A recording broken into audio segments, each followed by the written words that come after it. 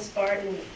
Dennis, who is formerly homeless, is the vice chair of the board of the Interfaith Assembly on Homelessness and Housing, which, as it says in the program, is a group that helps those who are homeless recover from the trauma associated with their homelessness and begin to rebuild their lives, and works for public policies to make housing affordable for all in this city.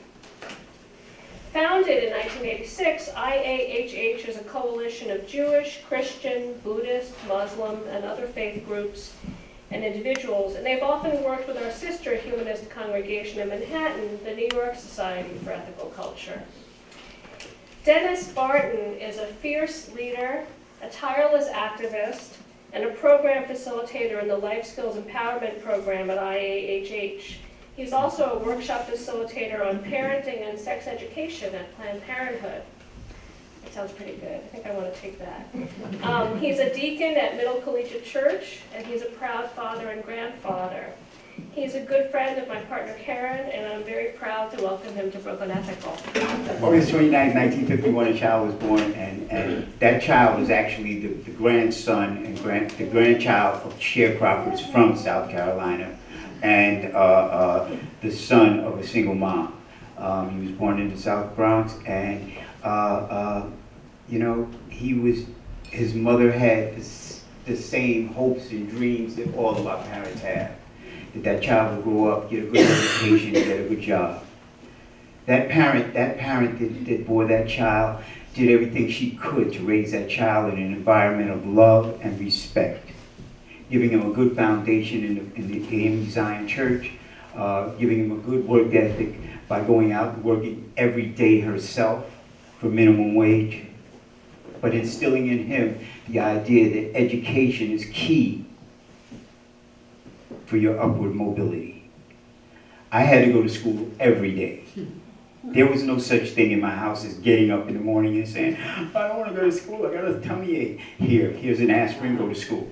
You know, and I remember one time that my mom actually, it was a snow day, and on the radio, 1010 Wind said that the schools were closed. My mother told me, put your boots on and your coat and go make sure.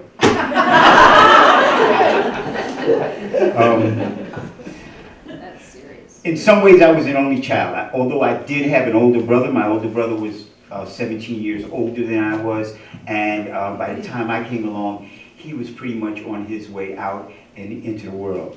My older brother was a licensed plumber, and my mother always bragged about the fact that he could go down in the sewer and turn off everybody's lights and heat.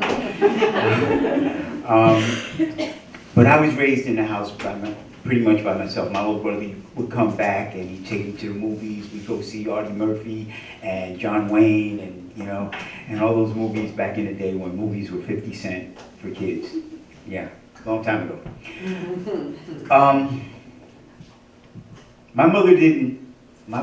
It wasn't my mother's plan to have her son grow up as a homeless drug addict on the streets of New York City. Again, she sent me to school every day, and I was a smart kid. I was pretty smart. By the time I reached the 7th grade, I was already reading a college level.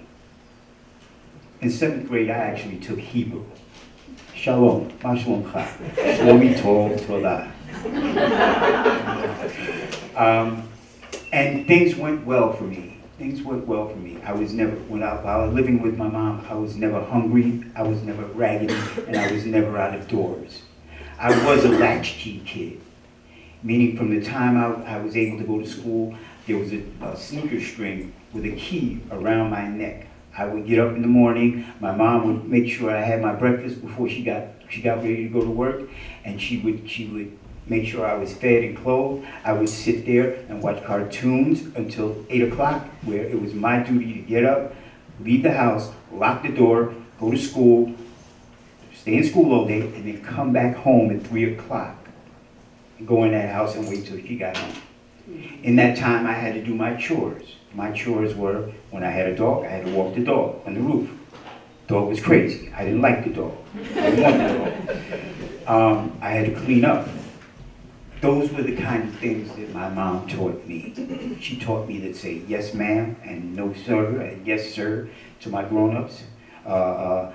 There was no such thing as getting in grown folks' conversation. You sat there as a child, stayed in a child's place. And all went well. All went well for me. All went well for me until about the time I started high school. I went to high school during the 60s. Looking around this room, I can see that some of you remember that. Okay, I'm just saying.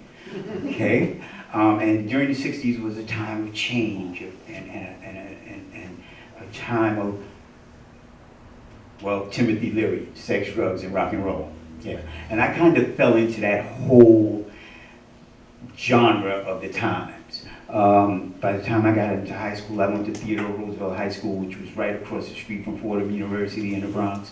And it was the first year of open enrollment, meaning that the children from Harlem and the lower South Bronx could now come to school uptown. And the neighborhood didn't like it, you know.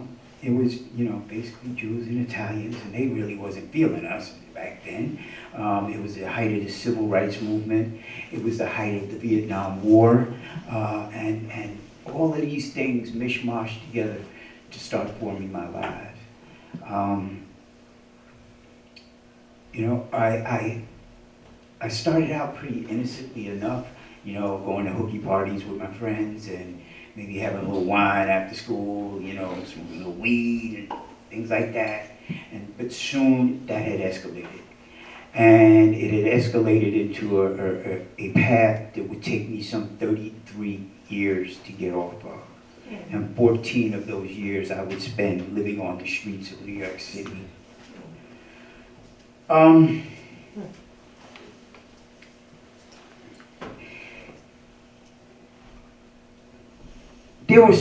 There were some highlights to my life during that time. There were some highlights during that time,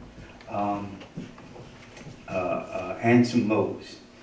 By the time I was in the 11th grade, I had already got busted for the first time. I got arrested for the first time. I got arrested in the school bathroom with 2 roaches. Some of y'all know what that is. Okay, some of y'all know what that is. Play like you don't. And I spent that night in jail. Well, actually, I went to night court that night. And when I showed up in night court, there was my mom sitting in the front row. You know, she just, you know, my mom and my aunt, they were just sitting there and they just looked at me and said, that wouldn't be the last arrest. You know, by the next year in the high school, I would get busted again with 40 bags of heroin in my pocket.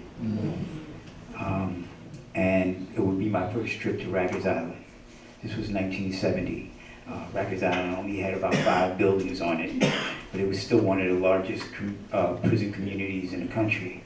I spent 4.5 months on Rikers Island at that time. Upon release that August, I got a letter from Uncle Sam the next day, you know, saying, Uncle Sam wants you. And it had 2 tokens in it. Yes, I was one of those who was eligible for the draft. I went down to Whitehall Street in Manhattan, and when I got to Whitehall Street, there were guys down there putting pencils in their ear, trying to bust their eardrums. Some guys were walking around in dresses, and other guys were in the bathroom shooting dope, trying to stay out of the service. All I had to do was tell them that I was on probation. They said, oh, you know what? We'll call you if we need you.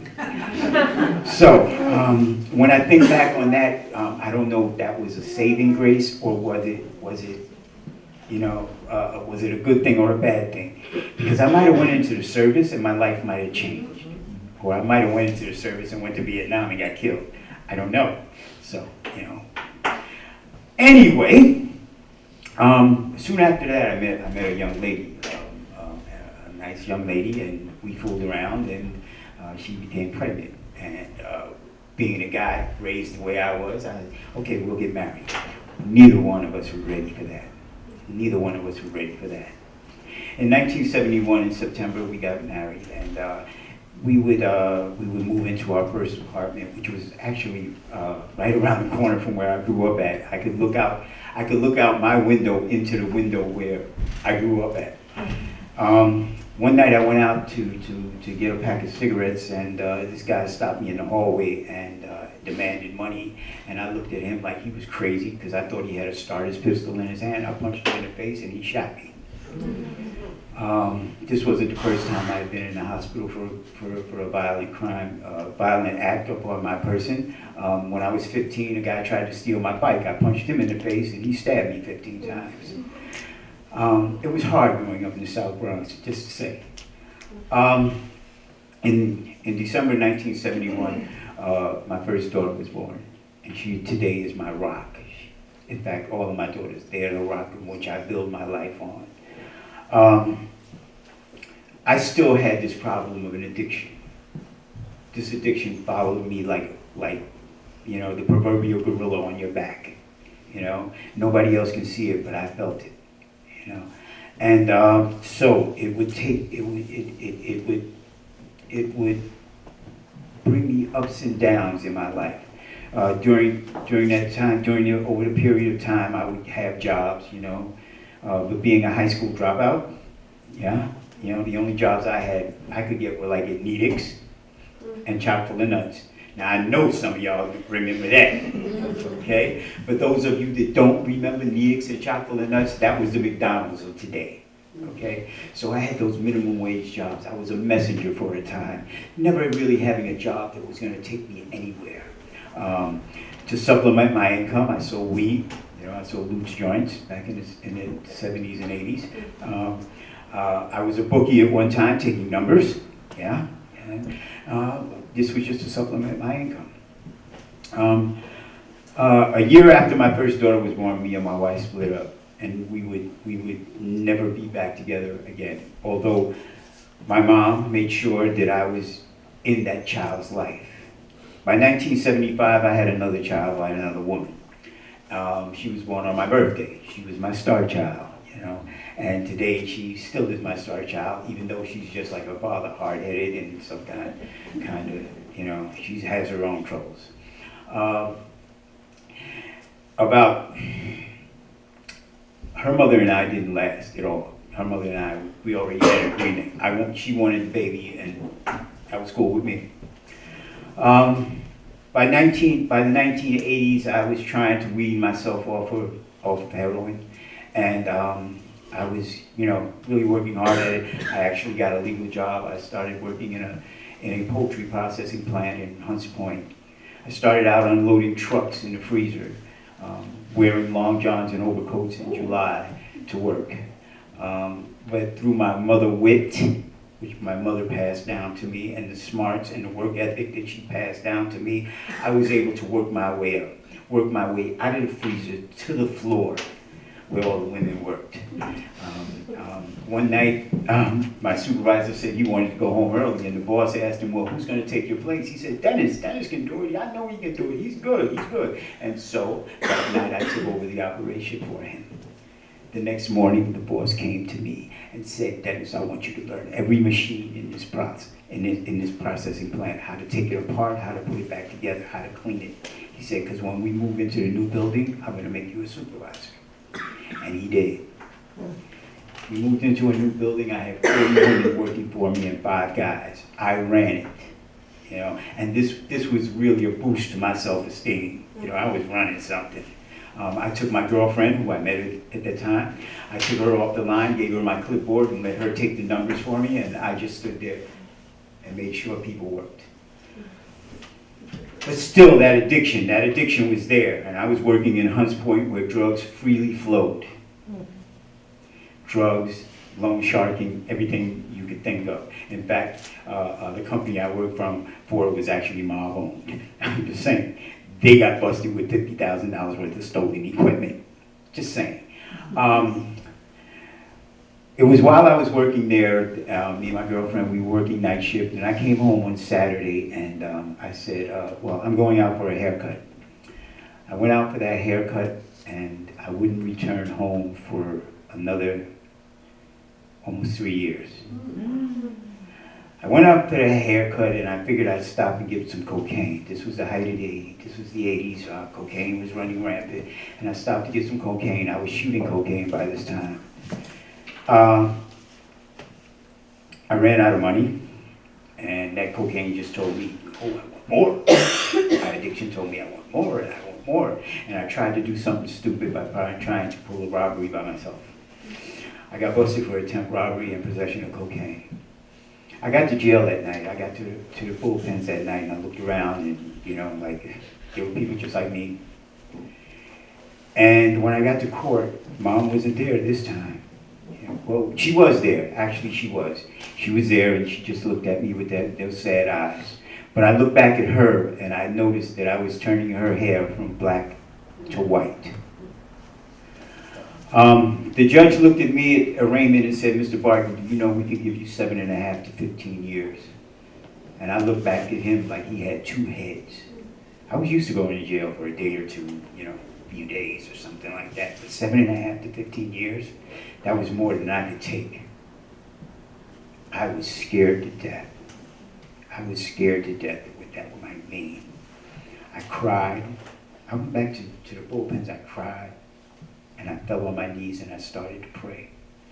Because being raised by a single mother, I never knew my father. If my father walked through that door right now, I wouldn't know who he was. There was a man who was in a picture that my mother had in her wallet, a well-dressed man, light-skinned, who had a car. I thought that might have been my father, but I could never confirm that. I prayed that night to the only father that I ever knew. And I kept praying. I made a decision that night to try to change my life. During the time that I was waiting around to be sentenced, I attended drug treatment programs while I was in there. I actually went back to school. I took GED classes. And so by the time that they were ready to sentence me, 4 months after I finally copped out. I copped out to 2 to 6 years. I figured that was the best of the deal I was going to get. By the time I copped out, they were ready to send me upstate. I got upstate, and during the assessment process at Otisville Correctional Facility, after going through Sing Sing and downstate and a few other facilities, I landed at Otisville Correctional Facility. Otisville was an educational facility. I took the GED and I actually passed it with the highest mark in the state for that quarter. I was smart.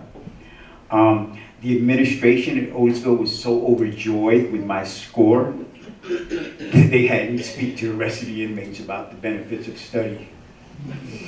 I was fortunate enough to be one of the last inmates in New York State during that period to be able to go to college while you were in prison.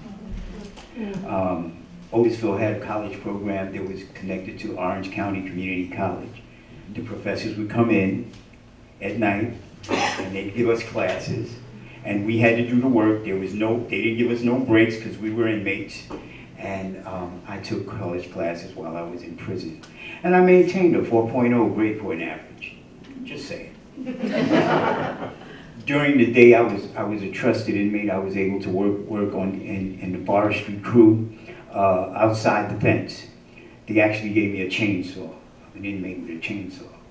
Think about that for a moment. After about a year, I applied for and received educational release, meaning they would send me to a prison in the Bronx, near my home, where I could go to school here in the city. I chose Bronx Community College. I went to Bronx Community College that first day. They let me out 7 o'clock in the morning. I went to Bronx Community, registered for classes. I saw a sign that said, campus jobs. Fine, give me more time out. I applied for a job and got a college work-study job in the admissions office as a file clerk. I continued going to school. I would leave prison in the morning at 7 and return at 10 o'clock at night. 7 o'clock to 10 o'clock, I'd be out from prison. And I'd go back and do the whole thing over the next day. On weekends, I would leave prison at 7 o'clock on Friday. Didn't have to be back until Monday. Whoa. Yeah, this was really good for me because my girlfriend was 5 blocks from the prison and my mother was just across the park. So I could go home and get a home-cooked meal and go make love to my girlfriend. I'm just saying. And so I did this for about a year and about 6 months, and I went to the parole board, and the parole board looked at, and they saw I was doing so good. I was working in the admissions office. I was going to school, getting good grades and everything, and the parole board actually looked at it, and instead of giving me parole, They said, no, Mr. Barton, we don't believe this. This is too good to be true. 6 more months. So I had to do 6 more months. I did it standing on my head. I was going out every day. I didn't care. In June of that year, I got paroled. I did go back and get paroled, and the next 2 weeks, the director of admissions came to me and said, Dennis, I'm hiring a new assistant because my assistant is going back to school for graduate school work, and I need a new assistant. I figured he was telling me this because of my history. He knew that I was an inmate and I'd just been paroled, and he would have to tell that person. I said, well, Mr. Collins, you know what, that's fine. You know, tell him whatever you need to tell him, you know. And he said, good, because it's you. I wound up as the assistant director of admissions at Bronx Community College, a provisional, but still. What did this do to my self-esteem? This raised my self-esteem to levels that really, like, I'm big man on campus now. I'm walking around going to meetings with the president of the college, Roscoe C. Brown Jr., who, by the way, is one of the Tuskegee Airmen, you know, who can planes, yeah. I'm going to meetings with Julian Bond and Ozzie Davis and Ruby Dee. I'm going to meetings at City University. I'm walking, instead of wearing my greens, you know, because sometimes I used to wear my prison uniform to school. Yeah, the girls like that, you know, they like the bad boys. But now I'm wearing 3-piece suits. But sometimes in life things happen too fast and too soon, and we're not ready for it. And I wasn't ready for it. That addiction started to kick up. I was only having to see my parole officer once a month, so every now and then I dip and dab. And it soon escalated to where I was back doing sniffing cocaine again. And it got so bad that before I walk in the office, I'd go in the bathroom and take a hit. One day I walked in and just threw the keys on the desk and walked away from everything. Job, school, and everything. My girlfriend wasn't happy. This is the third one now, third wife. She wasn't happy. We were planning to get married, you know, things were going well for us. She had a new job in the hospital, and, you know, things what you want. But my addiction told me it was okay to do what I was doing. Needless to say, my parole officer violated me. I walked in there on the day before Thanksgiving with 3 Tupperware bowls that I was bringing home to my girlfriend so she could, you know, make Thanksgiving dinner. And I came in and sat down, and my parole officer just put the handcuffs on me. I showed up at Queensboro Correctional Facility with 3 Tupperware bowls, and all the other inmates were telling me, yo, dude, you came in here for Thanksgiving dinner? For the next 3 months, I would go through the process of the parole hearings and all of that. Queensboro got full after about 3 months, and they sent me all the way back upstate. This is your tax money working for you. They put me on a bus, sent me all the way back upstate to a prison called Orleans, 444 miles from here, just to realize that my release papers were in Queensboro the day before. So now that means they had to give me $40 in a bus ticket back to New York, your tax dollars. I'm just saying. When I came home this time, my girlfriend wasn't happy. I didn't have a job, and I didn't have school. I found a job with a program called Neighborhood Work Project. It did a lot of rehab of apartments, out here in Brooklyn, in fact.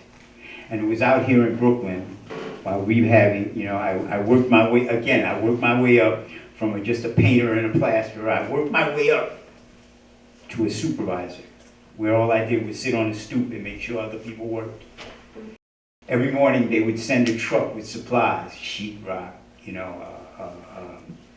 compound paint, garbage bags, all of that. But my addiction was there. And by now, it's crack cocaine. The truck would arrive, I'd count off the stuff, the truck would leave, I'd go down the block to the superman down the block and sell him the garbage bags. or I'd sell him the paint or the sheetrock. Needless to say, that job didn't last very long, did it? I stopped seeing my parole officer for about 8 months and lost the job. And this was about the start of my homelessness. For the next 14 years, I'd be living on the streets of New York City. For the next 14 years. I was the guy. How many of you have seen the guy on the train, right, in the corner that smells so bad that you want to get up and get off the train? How many of you have seen that? Yeah, that was me. How many of you have seen the guys with the big shopping carts full of bottles and cans? That was me. The guy sleeping on the park benches. That was me. Sometimes I was smelling so bad. I remember one instance that I was smelling so bad that I tried to hop the train on Kingsbridge Road in the Bronx. The cop caught me, and I had a crack pipe in my hand. He threw it on the floor, broke it, and put me up against the wall, and came near me and smelled me and said, "Get out of here, you stink."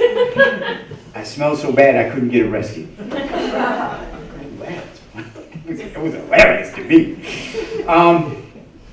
For the next 14 years, I'd be riding the trains, sleeping on trains and subways, sleeping on rooftops, alleyways, Staten Island Ferry, in the ferry terminal.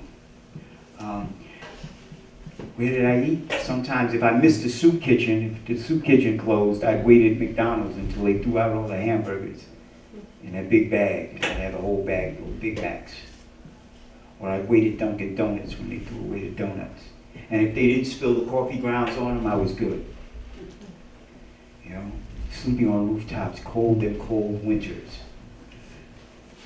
But you know, funny things happen. Funny things happen in life. One day I was walking through a neighborhood in the Bronx on Grand Avenue, and I saw a super. He was cleaning out an alleyway between the buildings where the garbage was kept. The garbage was knee deep, about 20 yards back. And I asked him in my broken Spanish from the South Bronx, I said, "Oye, ¿tú quieres ayuda? Do you need help?" And he said to me, "Listen, all I got is $8. That's all I can pay you." He was trying to be cheap, but that's okay. I was a crackhead and I needed money. So I helped him clean out that alleyway. Within an hour, we had cleaned out all that garbage, bagged it up, and threw it out on the street for collection. The super next door saw what happened. He said, "Come over, help me." I went and helped him clean out his garbage and put it out. The super that originally hired me, that went back upstairs, he gave me the $8. He went back upstairs, borrowed $10 more from his wife, and gave that to me. He said, "Yo, you come back Monday and help me again to clean the garbage."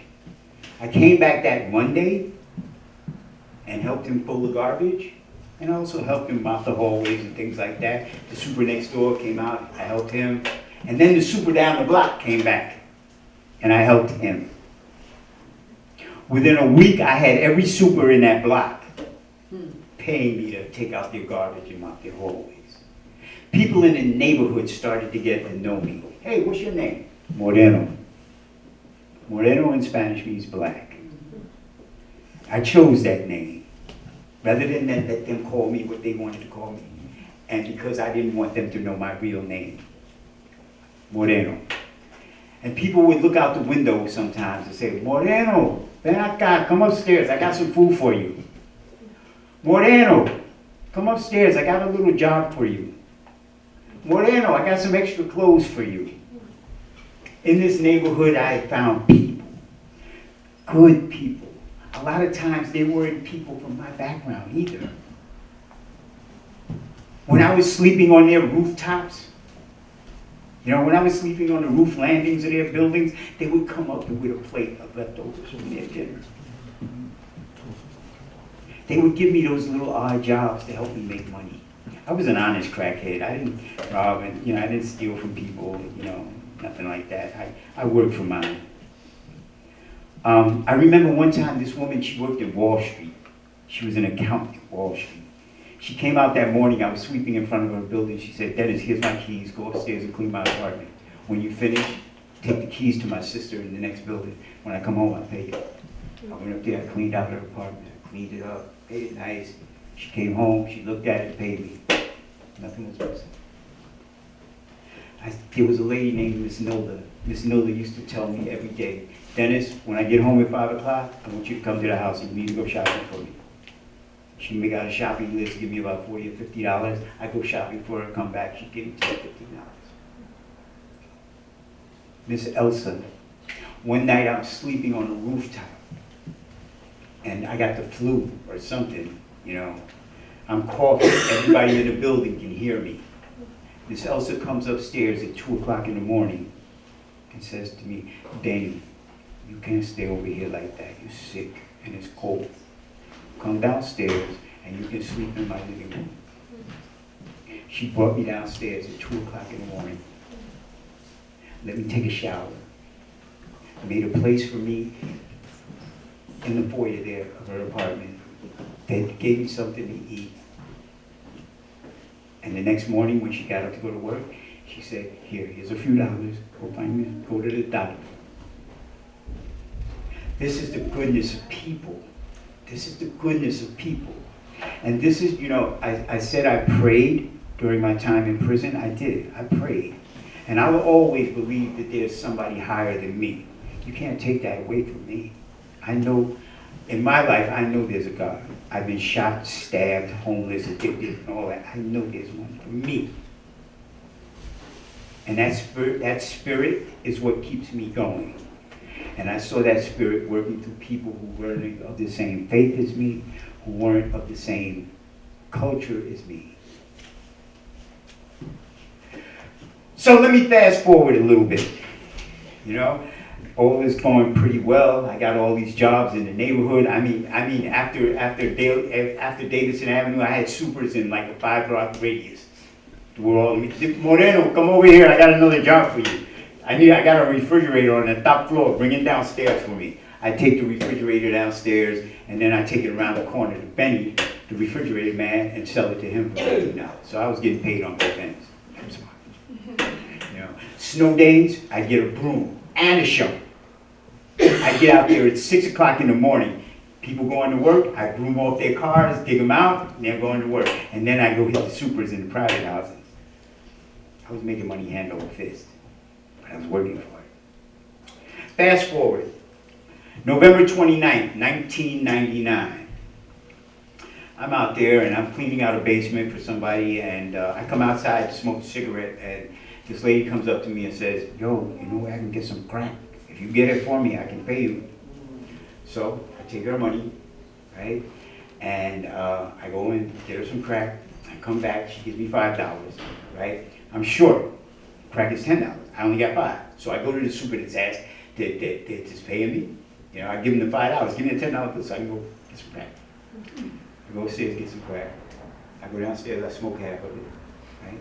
And stash my stuff, right? 10 minutes later, the cops run in. Get up against the wall. You're under arrest. That lady I sold the crack to, she was a cop. Yeah. Once again, I find myself standing in front of a judge, and this time he tells me, Mr. Barton, you know, we can give you 2 to 4 years. And I said, oh God. I would spend the next year trying to fight that case, and I finally got sentenced to 1 to 3 years.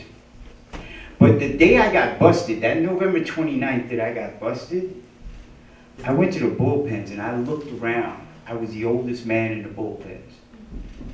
I was 49 years old. In this time, my mom had passed away in 1997, and it was only by the fortitude of my oldest daughter that I made it to the funeral.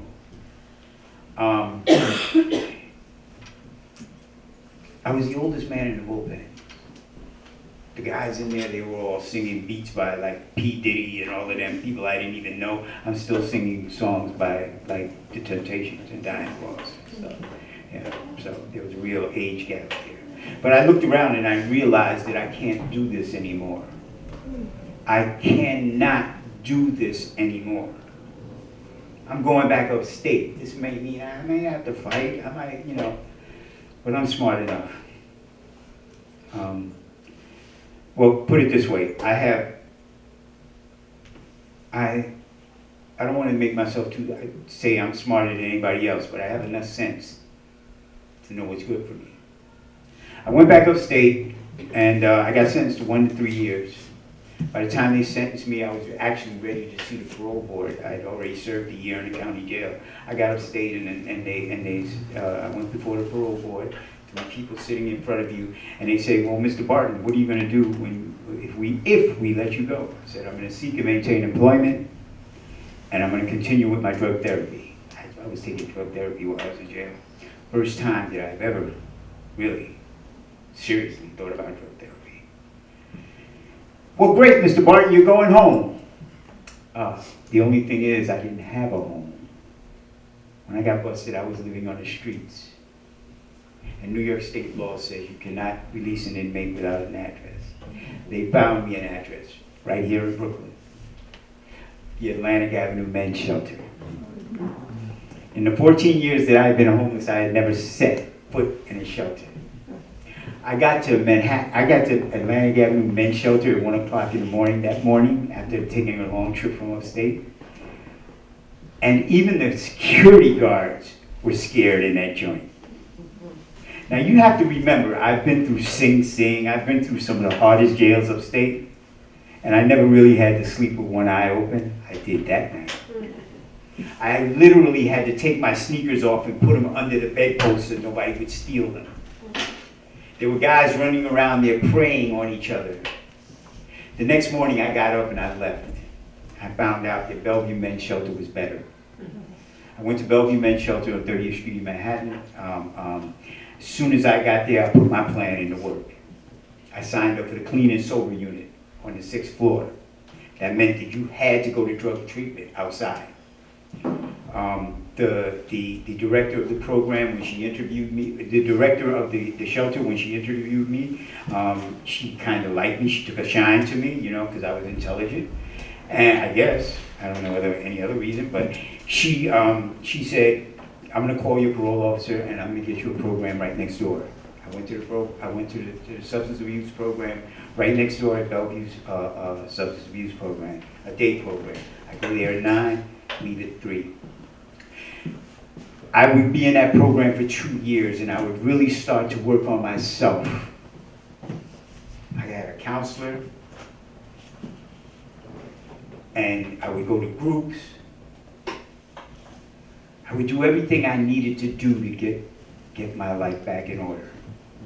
And all this time, I had been alienated from my children. My children had grown up on me. I had missed their proms. I had missed their first boyfriends, who I would have killed anyway, but, you know, or at least threatened. I missed all of that. I needed to get my life together. It was there that I was introduced to the educational outreach programs, one of the programs run by the Interfaith Assembly on Homelessness and Housing, and in conjunction with Catholic Charities. Okay. They're giving me the time signal. So, I went through that program, and I saw the value of that program. I saw the value of that program, and that program has been immensely helpful to me. I graduated that program about 10 years ago. In that time, since my graduation, I've reconnected with my daughters. In fact, you know, 6 months after I graduated the program, I was able to find my first wife in South Carolina and connect with my oldest daughter. I called her and she said, "Daddy, where are you?" I said, "I'm in a shelter in Manhattan." She said, she was living in South Carolina. She said, "Don't go nowhere, I'll be there in a day." She packed all the kids, grandkids, and her husband, the pastor. You know, he's a pastor. I was happy. Oh, good. And she drove to New York. She took me out for Christmas dinner, introduced me to her in-laws and everybody, and has been a rock of my life ever since. Today, I no longer live on the streets of New York City. Today, I live on the Upper West Side of Manhattan, 97th Street and Riverside Drive. I'm just saying. But it's not because anything, it's partly of what I've done in trying to put my life back in order, but it's also people like you and organizations like the Interfaith Assembly, like Catholic Charities, like Volunteers of America, who have been able to get this housing. I live in an SRO, small studio, you know, I got a kitchen, bathroom, and some living space. Today, all three of my children are back in my life. In fact, if I'm not home by 10 o'clock tonight, they're calling, where are you? In the next few days, I got 5 granddaughters now. 5 granddaughters who call me all the time, Grandpa, Grandpa. What a feeling that is. What a feeling that is. Ladies and gentlemen, you know, I am the face of that person you see on the streets. I am the face of that person that's asking you for change. I am the face. I am, you know, my story is my story. It's similar to other people's, but it's my story. But there's the same potential in every person out there with some help from the community, from the world at large. So I guess in closing, what I want to say is that, you know, I look around this room and I see a very diverse and a diverse group of people from different cultures and different backgrounds, from different belief systems. But if we all work together, we can help those who can't help themselves. Something that Greg said earlier today, that, you know, it's written that the poor will always be with us. We can take that as a challenge. I would say take that as a challenge. This was not just some rabbi saying, oh yeah, they're going to be there all the time. This was saying they're going to be with us. What can we do to make life a little better for them? So thank you very much, everybody.